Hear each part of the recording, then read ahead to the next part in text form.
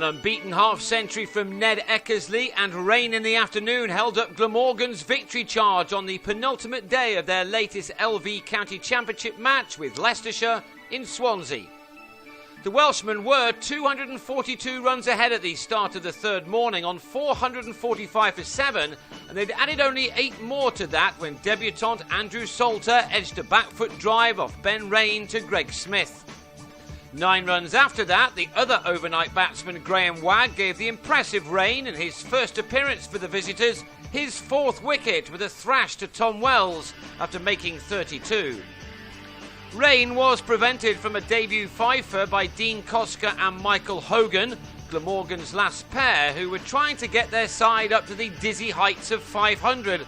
They both played their shots as they went after the bowling, the pick of them being this one from Hogan, who drove James Sykes for a 6 in his 27.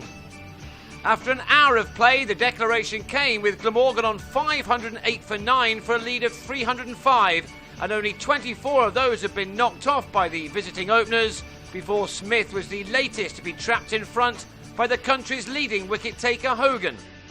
The tall Australian has been one of the finds of the season. He brings the ball down from a high position and sometimes from wide of the crease, which has caused many a batsman problems this year. Not Eckersley though.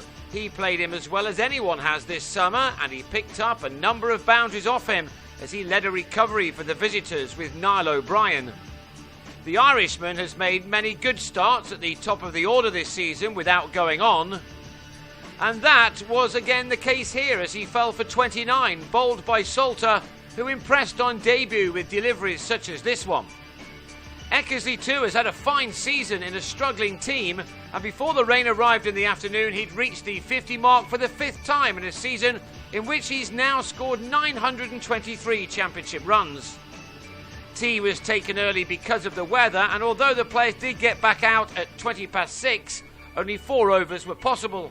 Leicestershire then ended on 134 for 2, which still leaves them 171 runs behind, and with work to be done to save the game on the last day.